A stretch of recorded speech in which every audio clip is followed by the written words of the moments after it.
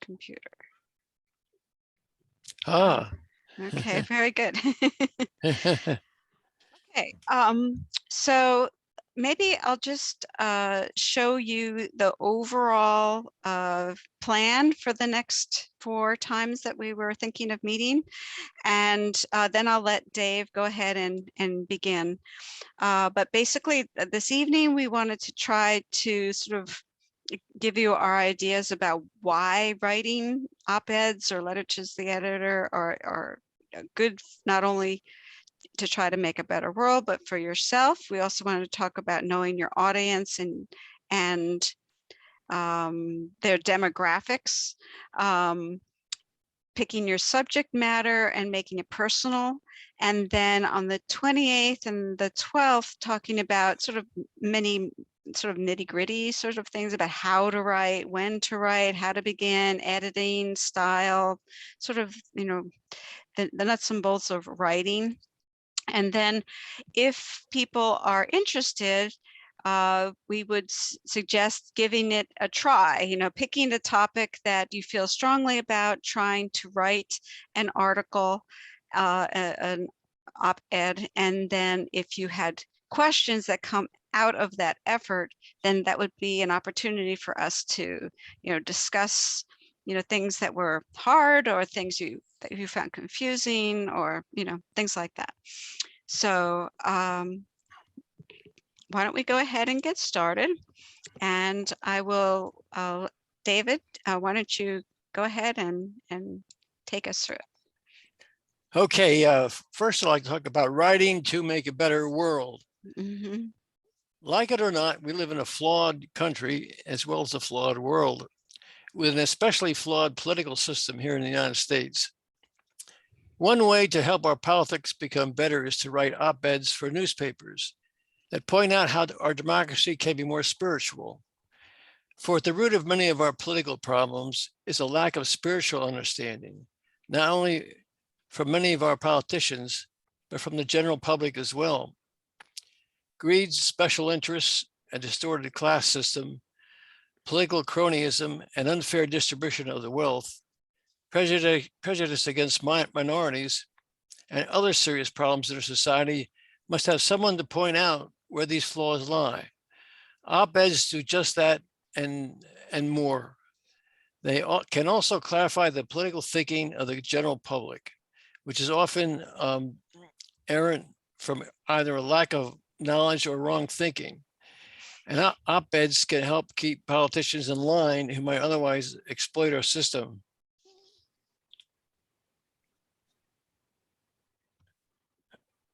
Back to Melissa, I guess. Okay. For me, I think when I started to try to write letters to my representatives and my senators, and then to a newspaper, I found that it was a process that was kind of similar to what I experienced when I first started attending small groups at Bucksmont. And if you have not done that, essentially that's a place where a small group of people get together and we talk about various topics, but each person gets a chance to speak without interruption. And when what they say is not criticized, it's like it can act as a starting point for someone else to speak, but it's not an argument. And it's a very safe place for you to try to find your voice. And what I discovered was that I was, you know, very inarticulate at the beginning, and as time progressed, I slowly got better at voicing my ideas. And what I also discovered was what came out first was often my trying to repeat what I had heard somebody else say. But then as I got more and more practice, it became easier for the things that I felt really strongly about, or the values that I had, to begin to emerge into my spoken voice. And I think that a practice of writing, of attempting to write over and over again about the things that really matter to us, can help us find our inner truths, our inner values, the things that are important to us.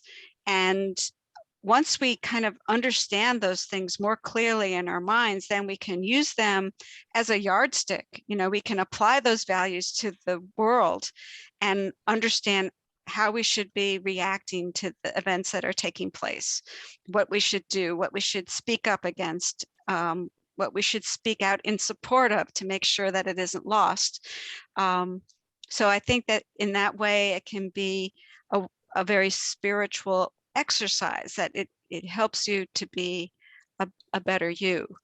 I also wanted to add that I think it's really important for us as UUs to get our own values out into the community, because there's a lot of people from other religious faiths, traditions, who are expressing their values, which may be different than ours, but they are, you know, respected and listened to because they come from a faith tradition. That doesn't mean that they're the only truth. We should be able to express our values and show that they are just as valid. They're in some ways make more sense for a better, kinder world. We shouldn't be afraid to express ourselves in hopes that, you know, we will show that our values have meaning that applies to many, many people. Susie is just joining us. Hi, Susie. Are you able to speak? Hi. Hi, Susie. Hi, Dave. Sorry I'm so late. That's okay. We're very glad you're just joining us. We're just finishing our introduction. So Okay. you arrived in good time. All right. Very good. Okay. So with that, let's transition to the actual kind of meat of the course. And I'm going to let Rosemarie start us off with the knowing your audience. And then we'll talk a little about knowing the values of your audience and knowing the demographics of your audience. Okay, so one of the most important, well, I'm going to say the most important thing, whether you are writing an article for publication, a magazine, whether you are giving a speech, whenever you are interfacing with another human being, you need to know your audience. You need to understand an individual if you want to persuade that individual to your argument. You need to do the same thing when you're writing an article. So for example, if I'm writing an article and I decide that I'm going to talk all about how finance works and how you need to understand different types of investments, and you need to know the difference between regular currency, cryptocurrency, and my audience is very middle class, high school and college graduates, but not necessarily affluent, they're not going to get it. This is going to go way over their head. If you start talking jargon to an audience that is from a different, a very good example too would be when men are very good at this. They're very good at using sports metaphors when they speak. And if you're speaking to an audience that people get it, but when you're talking to, when you realize that, and when I say speak, I'm talking about writing as well. When you're writing, when you find out that your audience is really mostly female, and maybe in this part of Pennsylvania, women are very, very into sports, but in other parts of the world, they are not. So you're talking on deaf ears. The metaphors won't work. Things like that. So there are little things like that you need to understand, why you need to know your audience. You need to know their backgrounds. You need to know everything about them. And later on, we're going to talk a little bit more about how do you find that out? How do you get that information? Where do you go for it? But it's the first thing, that's the most important thing you have to do. And again, demographics is their socioeconomic background. It is also their values. And I'm going to turn this part over to Melissa, because we both came upon a very great example of how values come into play when you are expressing yourself to specific audiences. So Melissa, you can take it away. Okay, sure thing. This was a TED Talk that we saw at one of our Wednesday evening TED Talk discussions. And the title is Knowing Your Audience, Understanding Liberal and Conservative Value Priorities. And Rob Willer was the speaker. And this link is actually an active link. So when you guys get the slides, you can click on that link and jump to the TED Talk, and you can watch what he says. And what I've tried to do here is give a little bit of a visual to, it talks about the things that he mentions in his TED Talk. So basically, what his point was is that everyone has certain values. Many people share the same values, but the emphasis that they place on those values may be different. They may hold some values as a greater priority than others. And that is what tends to divide us as a country into these two camps of being labeled liberal or conservative. So, and if you look more closely at what values are prioritized differently by these two groups, you can begin to actually kind of identify what they are. And this person was a researcher, and with his partner, he did many studies and was able to kind of focus and isolate what the value differences were. So what he found was that for liberal people who identify as liberals tend to also make as higher priority values such as equality, protection from harm, taking care of each other, fairness. Whereas people with more conservative values had as a higher priority being loyal, having moral purity, respect for authority, and patriotism. So what his argument was is that because there is some overlap, that we do all have these values as something positive to some degree, that if you're going to make an argument and reach out to that other person and resonate with them, it really helps to try to speak at that place where your values overlap, or to try to frame the argument in terms of the values that they hold as a priority. And what they also said was that in this, as we're doing this, as we're interacting with people, that really the values of respect and empathy are the ones that help us connect and to listen to one another, and to really be able to make progress in convincing people, or at least showing them that there's a different way to look at things. So let me give you an example that he presented in his talk as the way to frame a persuasive argument. So in this case, the topic, the argument or the question was why we should save the environment. And he showed an example of someone from the liberal side trying to talk to conservatives, but using liberal values in their language. So for example, they were saying things like, we are causing real harm to the places we live in, and it is essential that we take steps now to prevent further destruction being done to our earth. And what those sentences prioritize are the values of protecting from harm and of taking care of our planet. Now, if one were to frame that a little bit differently, I'm sorry, I have to move this. So did I lose it? What happened? I'm sorry. I didn't mean that to happen. You Share. stopped your screen share. I Okay. didn't mean that to happen. That happens when everything is in one corner.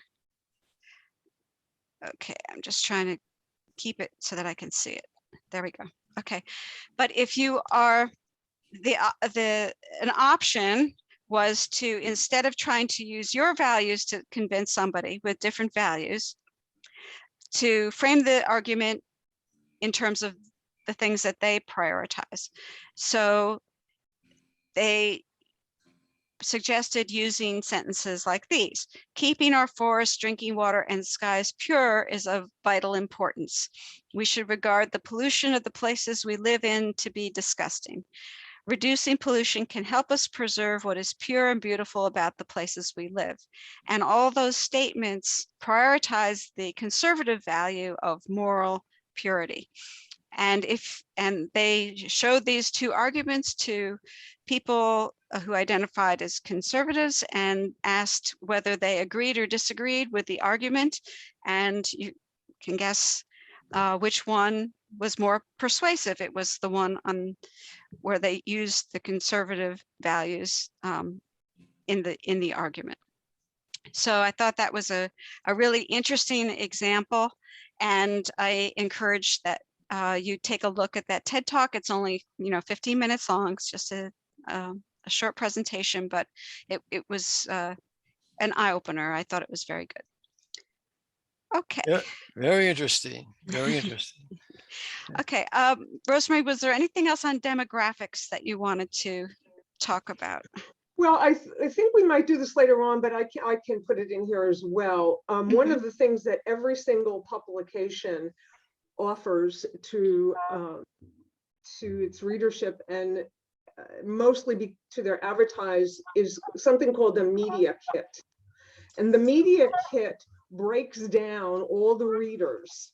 And the reason it does is that the media kit is for advertisers, but it's available to anybody. You can go to their website, you can go to the media, to the advertising page and download their media kit. And the reason they break it down, what's the education of the readers, what's their economic distribution, where they basically live, what's their education, because advertisers need to know that in order to reach their audience, in order to craft their advertising, in order to develop the right message, a message that resonates with the audience. So you can use that same demographic information package for understanding the audience you're writing for, depending on it, and it's different for each publication.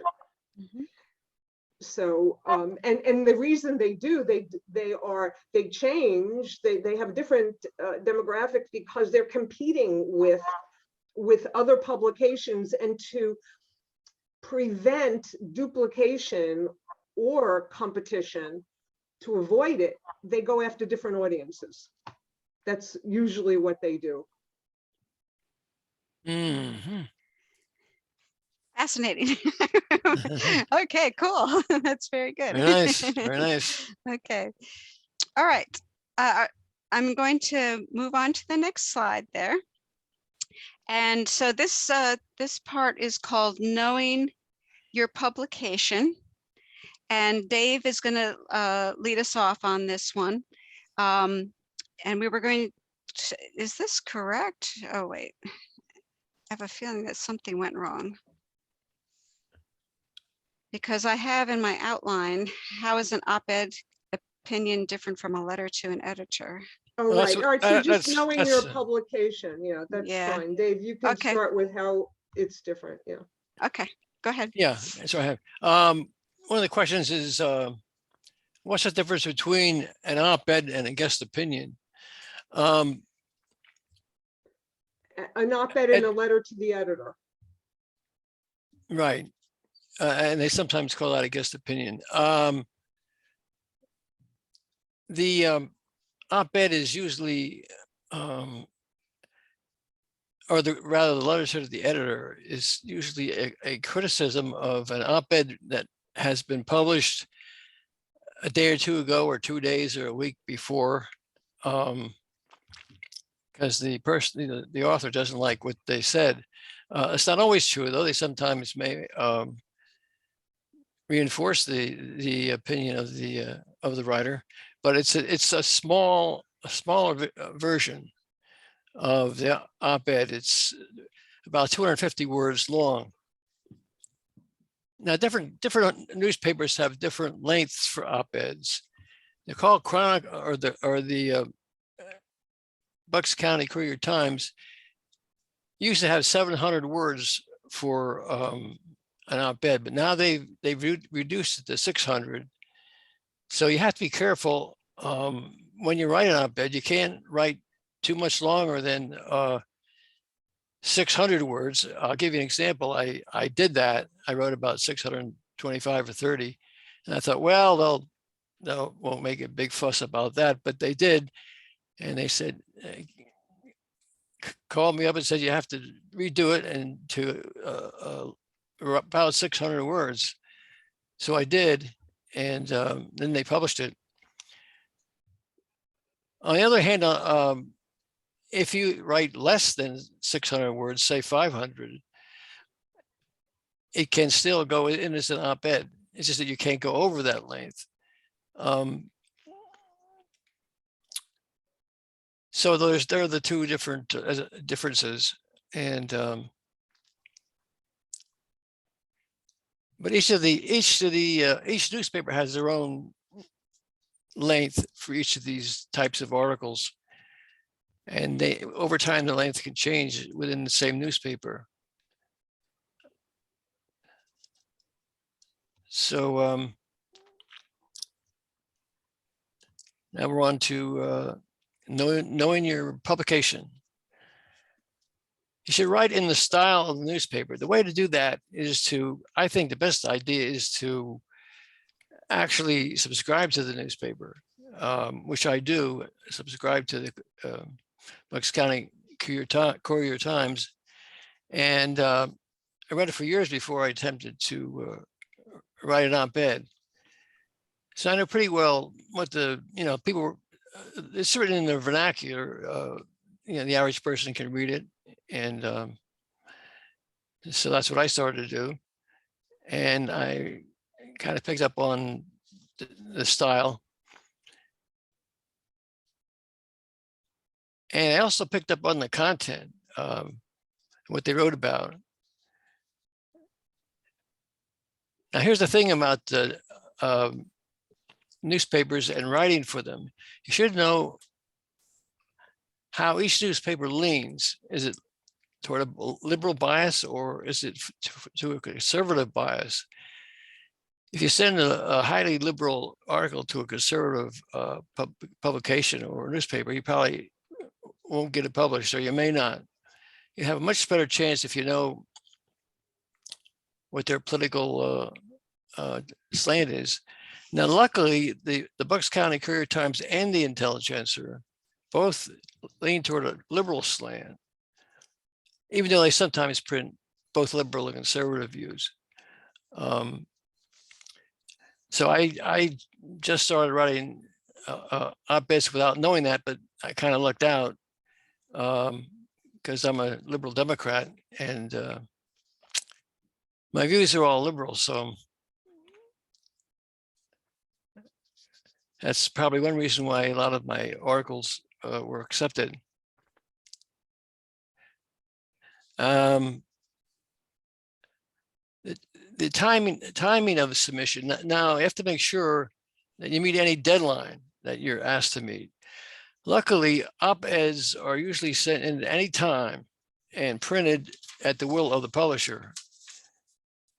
So you can usually you don't have to worry about timing unless you have been asked to rewrite part of the article. In that case, you should send in your changes as soon as possible, as newspapers have strict deadlines once you get the article going. Now,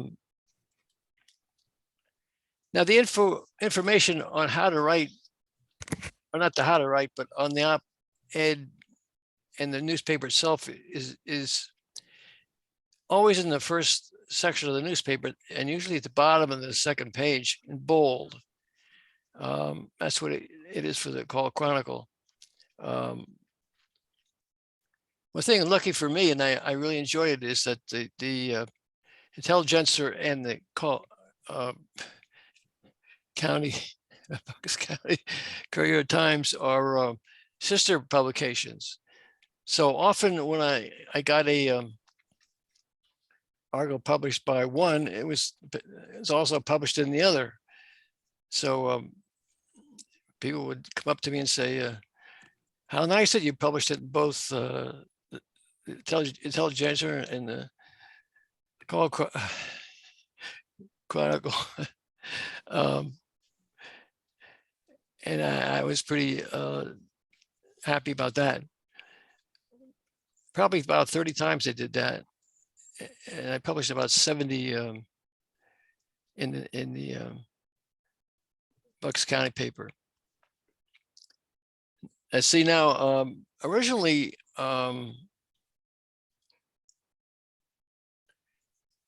op-eds were published throughout the paper, but they recently came up with a new idea. They publish most of the op-eds now in the Sunday edition at the end of the first section. They used to publish them throughout the first section. So, but I have noticed lately, I've been seeing op-eds in the middle of the paper, so they do that too. Now, if you write an op-ed and you send it to the newspaper, they usually won't get back to you, and that means if they publish it or not. They won't tell you if they're not going to publish it, and they won't tell you if they're going to publish it.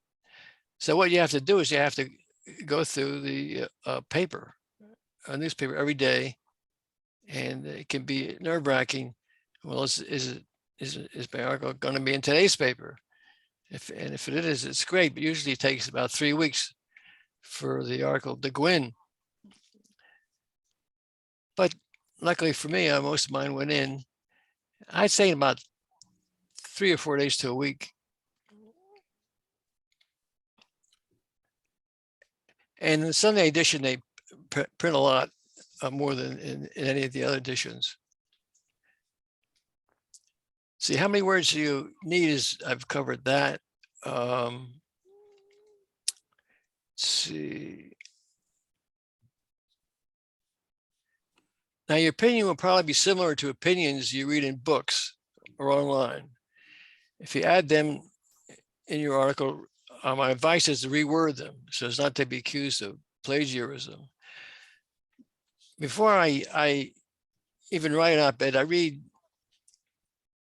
at least maybe a book or two. I get very well versed in the subject, so I don't have to copy any information directly from a book. I just know enough about it to write the opinion. And the basis of this is I am very interested in, it infuriates me, a lot of the political decisions made by the legislature. I mean, sometimes I practically go through the roof. So that makes me so interested that I read a lot of liberal authors, and sometimes I read the book more than once until I really have it in my head. So really, in the sense that the more interested you are in the category, the better you're going to write the article, and you won't be charged with plagiarism. Sometimes I go overboard. One time I got so annoyed, I wrote, "How dare you put in blah blah blah blah," and they wouldn't print that opinion. But so that's the thing. You have to be objective. You can't be too emotional or they won't put it in. That's what I found.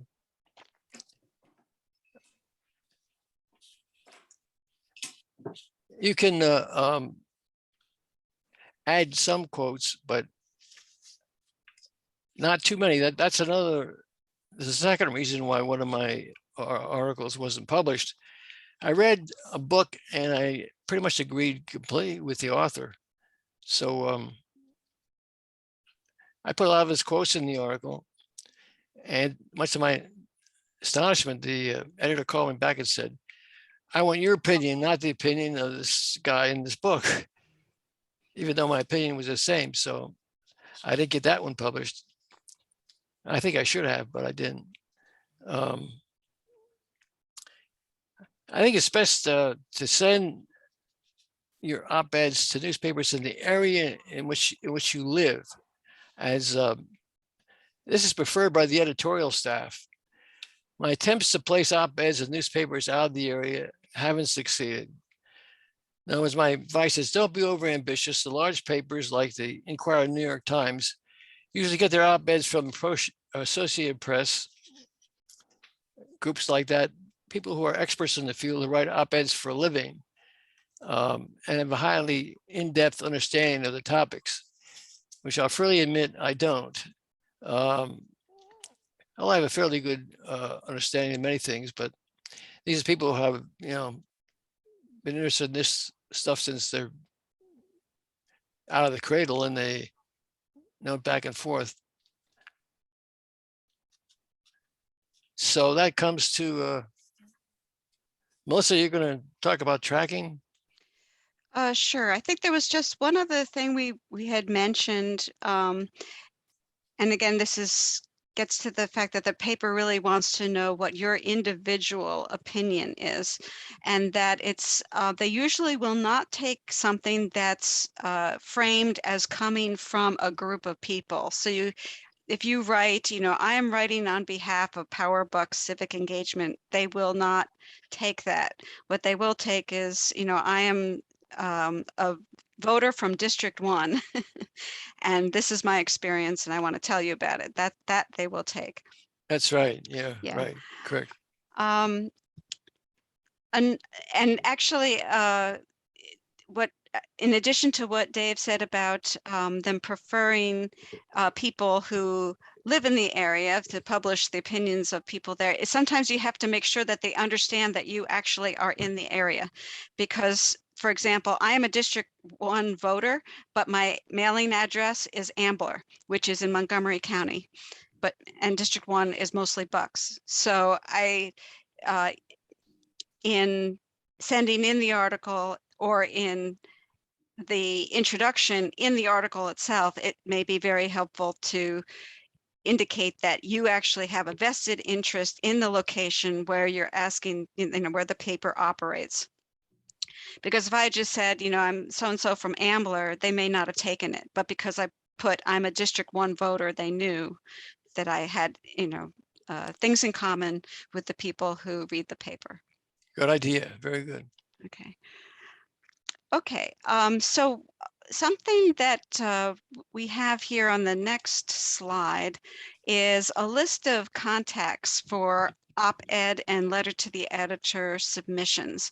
And this is not, it hasn't got everything in it, but it does have most of the ones for Southeastern Pennsylvania, including the Allentown area, Bucks County, Intelligencer, which covers Bucks County and Montgomery County, Montgomery County group of papers, including Ambler, Percy, and Souderton, and the Times Herald covers Norristown, and then of course there's the Philadelphia Inquirer. In addition to what I have here, there are additional links in the Fair Districts PA site where they ask you to write letters to the editor. They have like links to papers throughout Pennsylvania, and some of the ones in our area that I don't have on this page may also show up there. And many of these are, links to, when you're sending it in, to there's like a email address essentially, and the email address may be the name of the editor, followed by the name of the publication. And obviously the editor may change over time, so it's always really important to double check with the publication that you have the correct email address. And also each publication has preferred information that they want to see when the article is submitted. Like some ask for your address or your telephone number, your email address, your text number. If you don't provide them all of those bits of information up front, they will deprioritize your submission. One other thing that we had spoken about was the timing of the submission, and Dave mentioned how the time from when you send it in to when you may see it can vary. But another element of timing is how hot is the topic? Is it something of interest right now, or was it of interest 3 months ago? Obviously, they're more likely to publish things that are a hot topic right now. And also, it's helpful to know in some publications, so for example, on the Intelligencer, I believe Tuesdays is their big day to publish letters to the editor and opinion pieces, and they devote multiple pages to that. So if you have submitted your opinion in a timely way so that it can be included on Tuesday, and then it'll be a hot topic on Tuesday, then you're more likely to have something accepted than if you miss that, that window. And they may say the next week, well, that's last week's news and we're on to something else. Good point. Good Yeah. point. Okay, so Carol, I just want to add one thing to this, and Melissa already said this, that you want to look for what the editorial for the publication already is and what the hot topics are that they're talking about. But often a publication might do something like an expose, or they might be following, let's say, the Supreme Court Justice interviews and her, how she had to deal with, and that takes several days, right? It took several days. So you have that window. If you want to say something, you need to get it into that window when that's what they're talking about. That's what they want to hear more about. So if you wait until after she's already been nominated, it's not going to get published. Or if you do it too much before, it's not going to get so you have to look at what is their editorial, what are their features for this upcoming period of time. And often you can find that, but again, you have to read the publication, and you can't do this blindly. Okay, so that brings us to 7:56, and it also brings us to the end of our outline for that section. So maybe we can allow some time now for just a few quick questions. If anyone would like to comment, we can spend, I don't want to, abuse anybody's time and go too far over, but, if anyone wants to take 5 or 10 minutes, go ahead. Bill? Just how important is it to include factual information as opposed to just your opinion? Like with most papers. I think it's very critically practical. important. Yeah. All right, so Dave, did you want to take that? Yeah, I think it's critically important too. Interestingly, I made a blunder. A month or so ago, I attributed a quote to the wrong person, and they didn't catch it. And but I did later, so it was too late then. But yeah, it should be. I should have checked it more closely. So generally, I'm very careful not to put in the wrong facts. Mhm. So I wonder, factual Dave, I'm sorry. did you send them like an apology or an acknowledgement by any chance? Oh, no, no, no, I didn't. They still haven't caught. Yeah. Yeah, I think they gave me a feeling that I would want to be chummy in that case and say, sorry, guys, I really didn't mean to do that, you know. Rosemary? Okay, so what I wanted to say is that having facts and having quotes from experts is critically important. We'll be saying more of that about that later on, because you have to validate your opinion. You need to, if you don't back it up, it's just, you know, it's what you think. You want to give examples, and you want to give frame what you're saying in a context that's believable. You're proving a point. You're trying to persuade your audience. So you have to give them quotes, and you have to give them factual information that can be validated. Mhm. Right. It's evidence that you should be listened to because you actually Yeah. do know your subject, because it comes from a truthful source.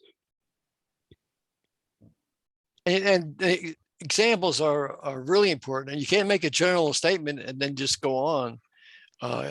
You have to really put an example there to make it stick, you know, or several examples. Mhm. And what I often do is, I think what I do is I put my main contention in the first sentence. And that's what I was taught in journalism school too. Put it right up front, and then put your examples in to back it up, and just keep going through the article like that. And maybe even sum it up what you've written at the end.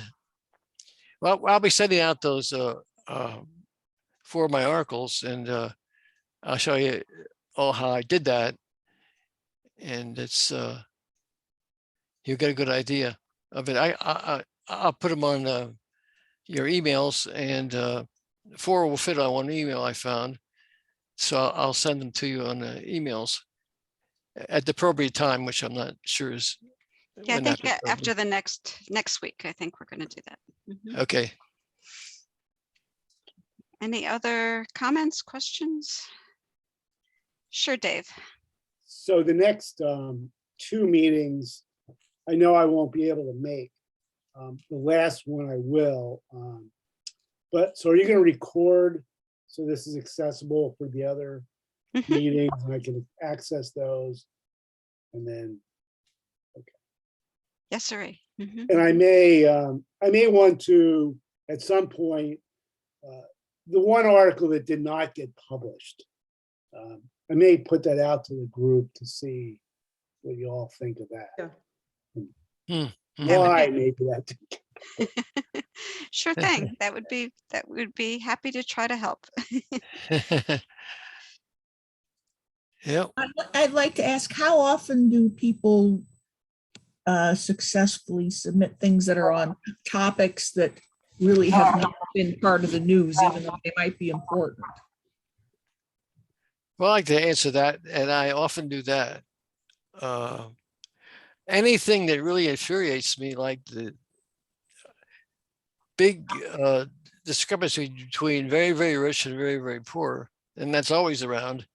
I've written any number of articles on that, and it's always the topic because it's always remains the same.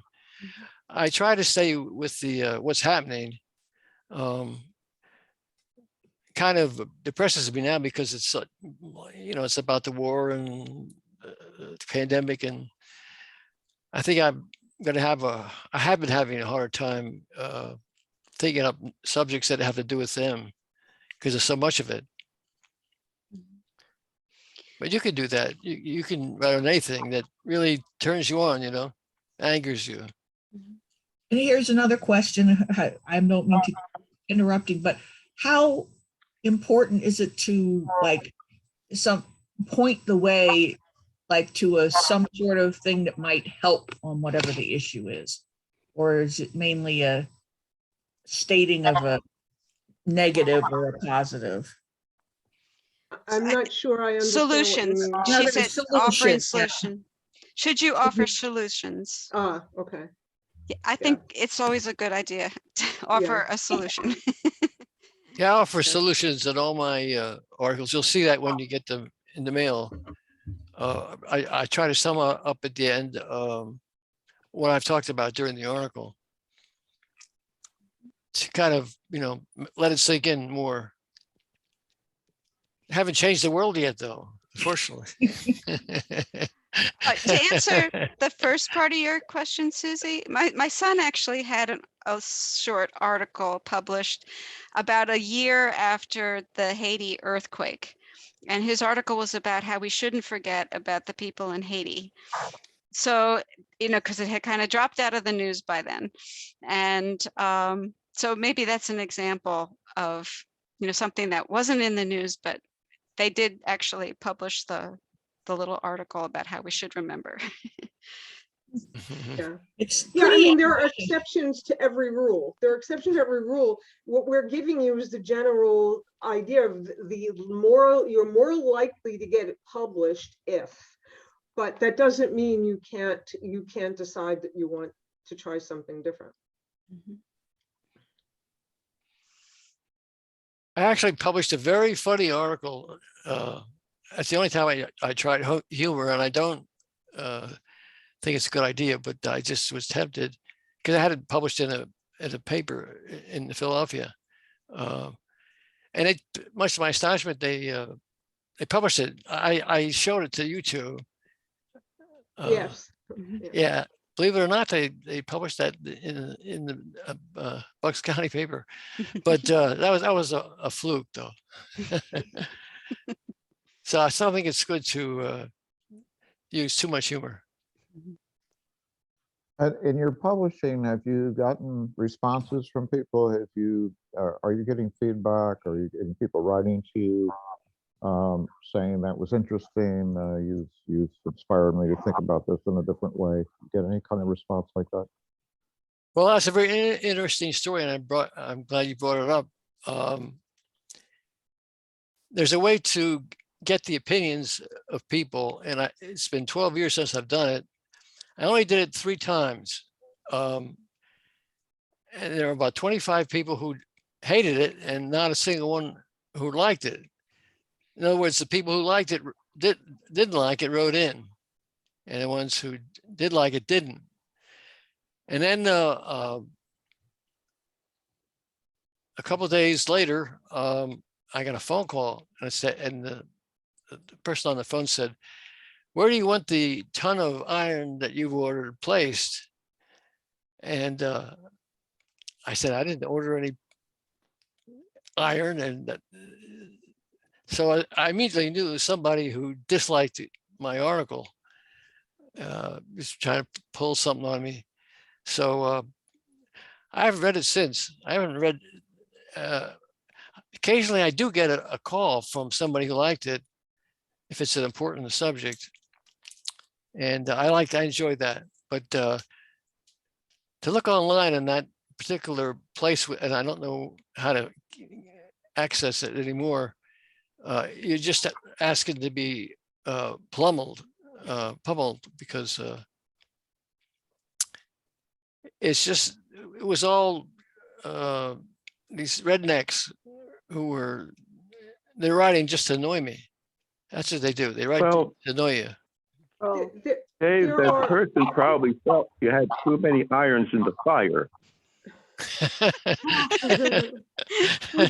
There are also some op-eds, some publications allow comments, underneath where you can make a comment of an article.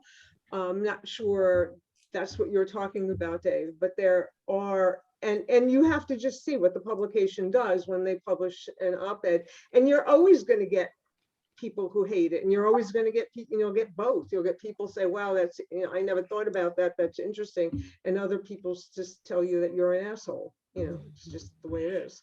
I got And one they will that use those words. Yeah.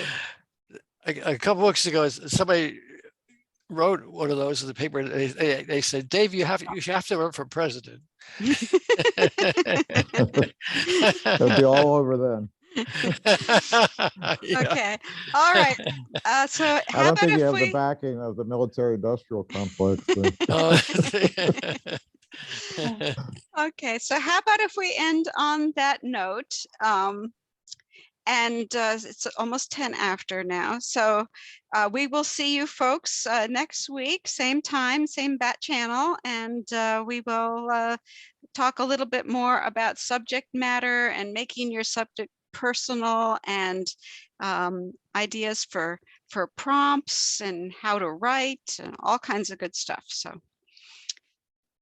okay, Thank thank you. you so Dave much. for president. Thank you. Dave for president. Good nose hat on. Well, Okay, I would super. like the practical comments, the people have been doing this. So thank you all. Okay. Okay.